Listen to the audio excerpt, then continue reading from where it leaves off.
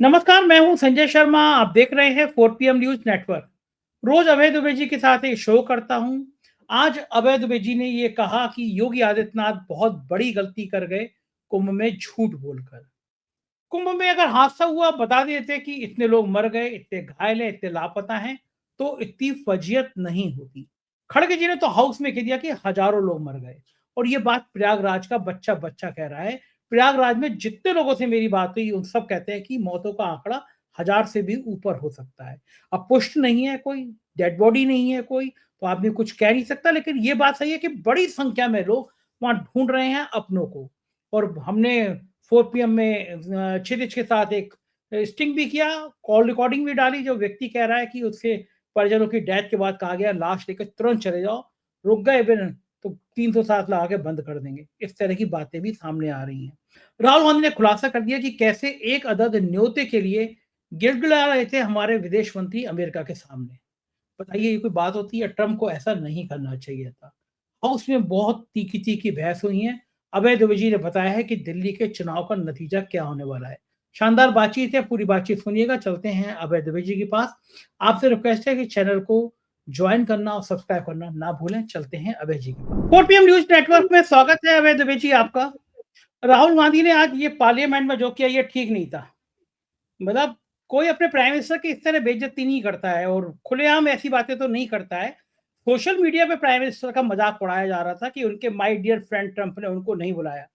लोग मेरे कितने दिनों से तंज कस रहे थे। अगर मैं भी मोदी जी की जगह होता तो अभय जी निश्चित रूप से मुझे बहुत बुरा लगता, बेइज्जत होता मैं। मुझे लगता कि मैंने इस आदमी के लिए इतना किया कि मैं अमेरिका गया, सारे नियम कायदे नैतिकता ताक पे रखी और कहा वहां पे अब की बार ट्रंप के सरकार कहाँ कोई करता है, कोई देश का राष्ट्राध्यक्ष नहीं करता। लेकिन अगर मान लो हमारे प्रधानमंत्री ने किया तो ये ट्रंप की नालायकी है, उसने नहीं बुलाया। लेकिन राहुल गांधी ने आज जिस तरह प्रधानमंत्री पे हमला किया और कहा कि हमारे विदेश मंत्री एक कार्ड के लिए गिड़गिड़ा रहे थे, ऐसी ऐसा सच पार्लियामेंट में राहुल गांधी क्यों बोलते हैं जिससे किसी को इतना बुरा लगे? इतना तीखा क्यों बोलते हैं जिससे खराब लगे? ये तो बिल्कुल जले पे नमक छिड़क दिया ना राहुल गांधी ने। आपका क्या विचार है जो राहुल गांधी ने कहा है, पार्लियामेंट के अंदर कहा है, मजाक उड़ाई है ट्रंप के न्योतों को लेकर, उड़ानी चाहिए थी या नहीं उड़ानी चाहिए थी? देखिए, ये वो बात है जो हम लोग मुद्दतों से सोशल मीडिया पर कर रहे हैं। 4 PM के मंच पे हमने और आपने मिलकर इस बात को एक बार नहीं कई दफे किया है। अच्छा, अब ये बात संसद के रिकॉर्ड पर आ गई। उस रिकॉर्ड से ये बात एक्सपंज भी नहीं हो सकती क्योंकि जयशंकर ने इसका जवाब भी दे दिया है। हाँ। भाई, विदेश मंत्री जयशंकर ने इसका उत्तर दे दिया है। अगर जयशंकर ने इसका उत्तर न दिया होता तो फिर जो विधानसभा के लोकसभा के जो स्पीकर हैं ओम बिरला साहब, वो आदेश देते हैं कि राहुल गांधी की ये बात रिकॉर्ड से हटा दी है। तो अब तो मामला फंस गया है। जयशंकर ने इसका जवाब देके भी देखा जाए तो एक रणनीतिक गलती कर दी। इसका जवाब देके एक रणनीतिक गलती कर दी उन्होंने। देखिए, जो बात गोदी मीडिया नहीं कह रहा था, जो बात प्रिंट मीडिया नहीं कह रहा था, क्योंकि उस बात का कोई ठोस प्रमाण नहीं था कि भाई जयशंकर वहां पे बात क्या कर रहे हैं, इतने दिनों तक वहां क्यों जमे रहे। वो भारत के विदेश मंत्री हैं। क्या वो निजी पर्यटन करने के लिए वहां पे गए थे? वो किस लिए गए थे? जब विदेश मंत्री कहीं जाता है तो उसका एजेंडा घोषित होता है। अगर राहुल गांधी की बात गलत थी तो उन्हें वहीं सदन में खड़े होकर बताना चाहिए था कि मैं इतने दिन अमेरिका में रहा और मेरा एजेंडा ये था, मैं इन इन लोगों से मिला, मैंने इन इन लोगों से ये बातचीत की। उन्होंने ट्रंप के शपथ ग्रहण समारोह के बाद जो विदेश मंत्री रूबियो से बात की, उसका तो उन्होंने हिंदुस्तान में आके तफसील से वक्तव्य दिया है। वो मैंने ही पढ़ा है, उसके ऊपर हम लोगों ने 4 PM पे चर्चा भी की है। लेकिन उससे पहले ट्रंप के कार्यकाल के उद्घाटन से पहले जब वो वहां पर रहे, उस दौरान उन्होंने क्या किया, किन से मिले, क्यों मिले, कौन सी बात की, भारत की विदेश मंत्री संबंधित कौन सी समस्या पर उन्होंने चर्चा की, उन्हें यह तफसील से जवाब देना चाहिए। उससे राहुल गांधी की बात का अपने आप खंडन हो जाता। क्योंकि वो ऐसी कोई बात सदन में बताने में नाकाम रहे तो राहुल गांधी ने जो बात कही उसका खंडन नहीं हुआ, हम लोगों ने जो बात कही उसका भी खंडन नहीं हुआ। भाई, अगर हम बकवास कर रहे थे, वो जरूर बक रहे थे, हम नरेंद्र मोदी से दुश्मनी निकाल रहे थे, उनकी खिल्ली उड़ा रहे थे, तो हम उस बात का तथ्यात्मक रूप से खंडन होना चाहिए। हम्म, वो तो नहीं किया ना उन्होंने। हम्म। असली मसला तो ये है। तो अब आज इससे तो तो डंडा। दरअसल दरअसल विदेश मंत्री के बयान से हम लोगों का जो विश्लेषण था और उसके उसमें से जो इल्जाम निकलता था, वो इल्जाम सही साबित हो गया, ये मैं कह रहा हूं। विदेश मंत्री की डंडा लेके पिटाई करेंगे मोदी जी की, तुम्हें जरूरत क्या थी इतना रायता फैलाने की, मामला चुपचाप पार्लियामेंट से निकलवा देते हम और तुमने बीच में बयान दे दिया ये। नहीं देखिए, वो तो विदेश मंत्री, बात तो आपकी सही है, लेकिन वो उनको कहा गया होगा कि आप जवाब दीजिए, तभी उन्होंने जवाब दिया, ऐसा तो ना होता जवाब।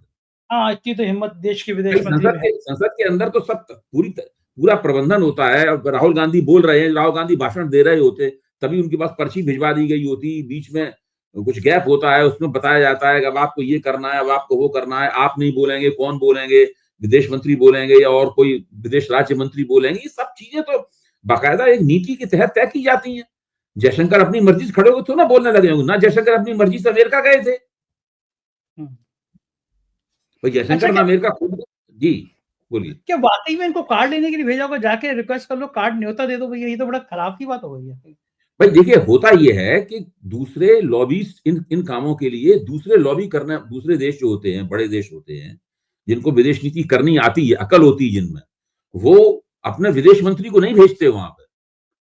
भाई इस काम के लिए आप छोटे दर्जे के आईएफएस अफसर को भेज सकते थे, आप अपने विदेश सचिव को भेज देते, किसी का ध्यान भी नहीं आता। हम्म।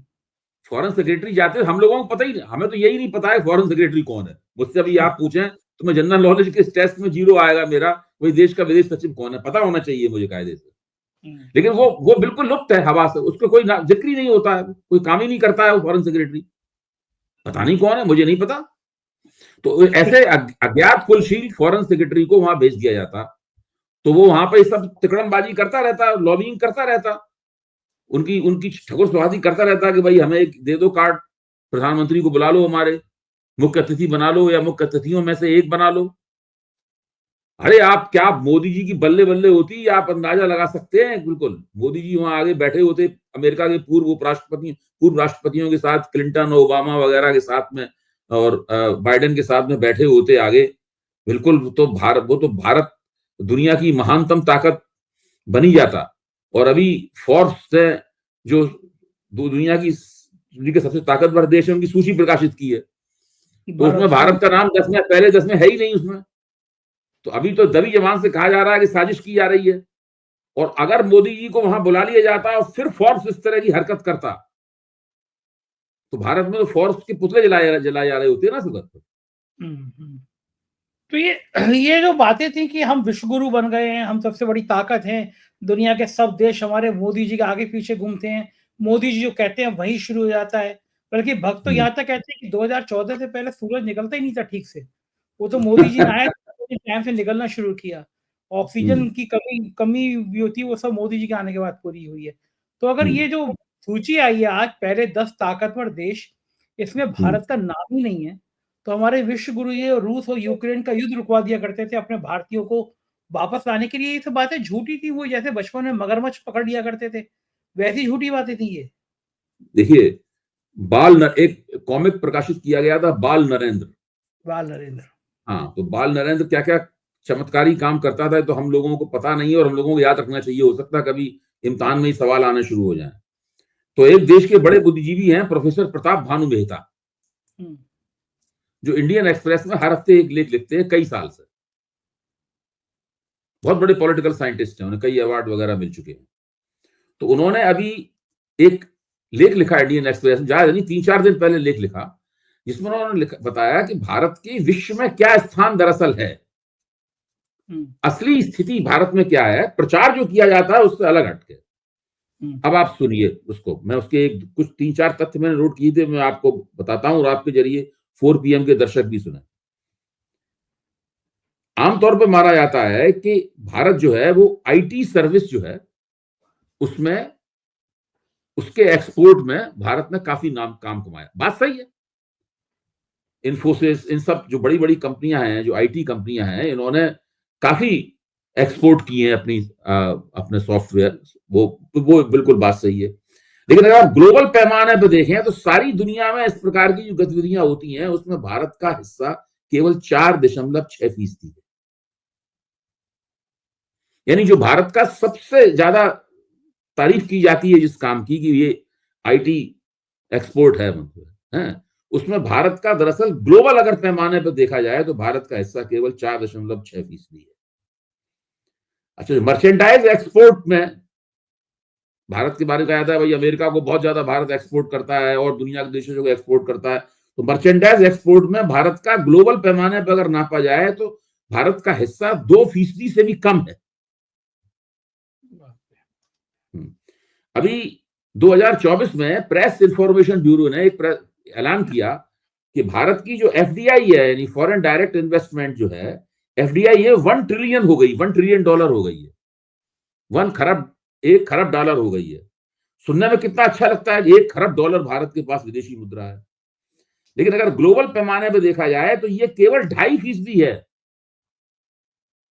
और डिक्लाइनिंग है और लगातार गिरता जा रहा है, क्योंकि और लोगों का बढ़ता जा रहा है तो उनका और लगातार गिरता जा रहा है। अब भारत में जो उपभोग है वो केवल 3% की दर से उपभोग बढ़ रहा है। जिस वक्त ये कहा जा रहा था कि कोविड के दौरान चीन बदनाम हो गया है तो उससे जो निवेश निकलेगा वो भारत में आएगा, कुल मिला के भारत में 10 से 15% के बीच ही निवेश आया। अच्छा, भारत का जो एंटरटेनमेंट सेक्टर है जिसकी बहुत तारीफ की जाती है, उसको सॉफ्ट पावर कहा जाता है। भारत के गाने, भारत की फिल्में, ये सब चीजें, भारत का म्यूजिक, जो सॉफ्ट पावर है, वो ग्लोबली अगर देखा जाए तो केवल भारत का हिस्सा उसमें 5% है। अच्छा, एक सेकंड रुकूंगा। अगर मोदी जी के भाषणों को मनोरंजन में जोड़ दें तो बढ़ जाएगा वो?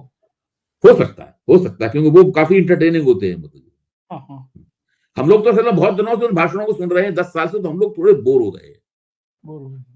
मतलब हम लोग थोड़े उत्साह के शिकार हो गए हैं, लेकिन बाहर वालों को तो बड़ा चमकदार लगेगा। अच्छा लगेगा अब मोदी जी को व्यवस्था ही करनी चाहिए कि जैसे ही उनके भाषण चले लोगों के कानों में अंग्रेजी में वो आने लगे। हाँ, कितने अच्छा सोचिए आप, फ्रेंच में आने लगे, फ्रांसीसियों के कानों में फ्रेंच में आने लगे।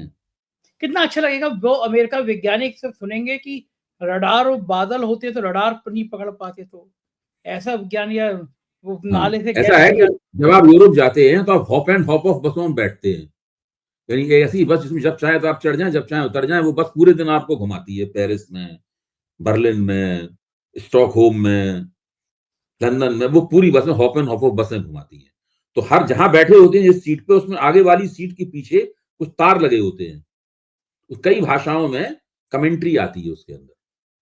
आप जैसे कान में लगा लेते हैं तो आपको सुनाई देने लगता है अंग्रेजी में, बस जहां से निकलती है उसका हाल वो बताते हैं वहां पे।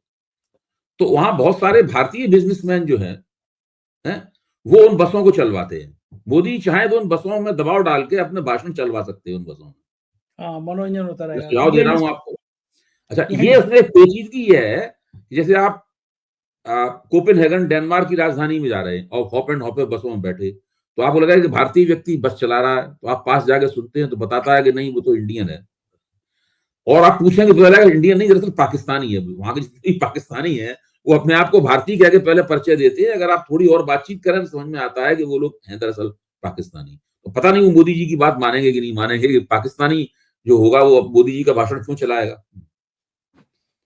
तो मैं ये बता रहा हूं कि ये जो बड़े बड़े आंकड़े दिए जाते हैं कि भारत के पास इतना हो गया, जब आप ग्लोबल पैमाने पे उसकी तुलना करते हैं, दरअसल वो बहुत ही छोटा है।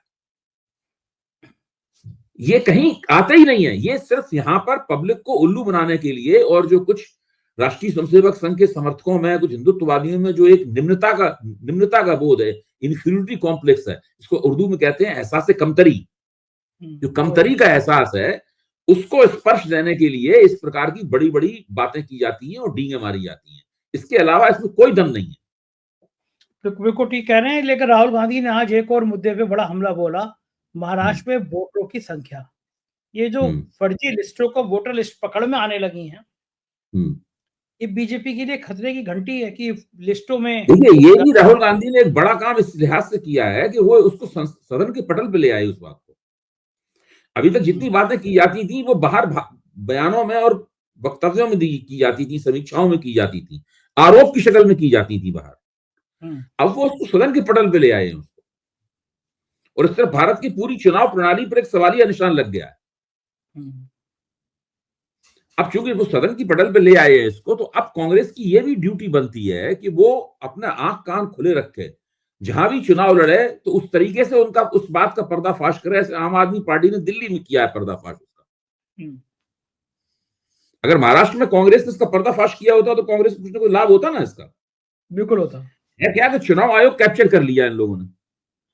अब चुनाव आयोग कैप्चर करने के बाद छूट इनके लिए खुला मैदान हो गया कि जैसे चाहे वैसे गड़बड़ झाला करें।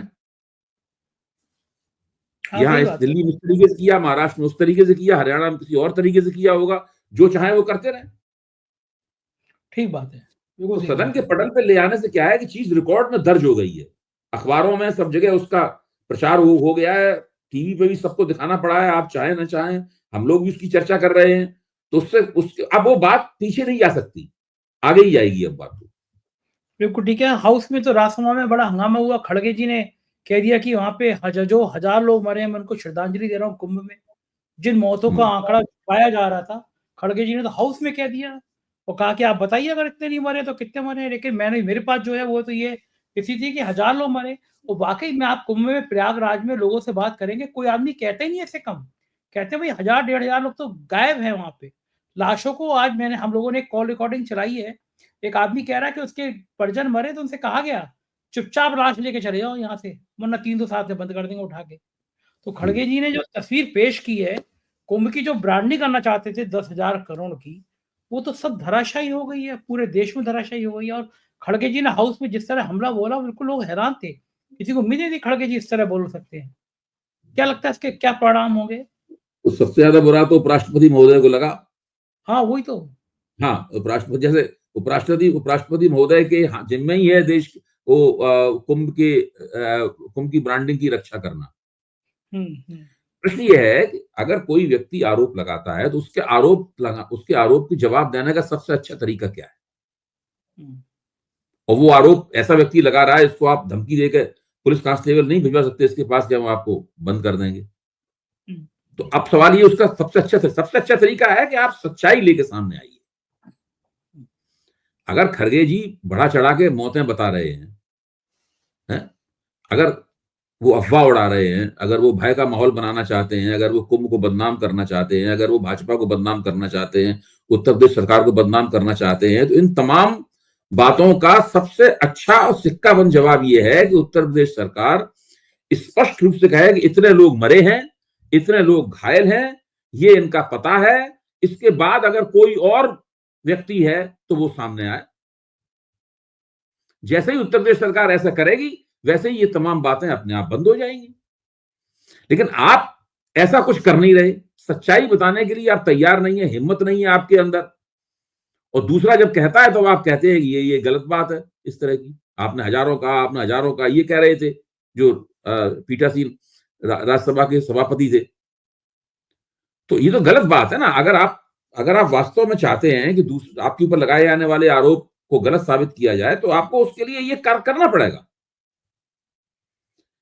मतलब जो जयशंकर की गलती है वो इनकी भी गलती है, योगी जी की भी गलती है। जयशंकर को बताना चाहिए था कि भाई ट्रंप के कार्यकाल के उद्घाटन से पहले जब वो अमेरिका में रहे तो उन्होंने अमेरिका में क्या किया, उन्होंने भारतीय विदेश नीति की क्या सेवा की अमेरिका में रहे, ये उन्हें बताना चाहिए। वो बता नहीं रहे।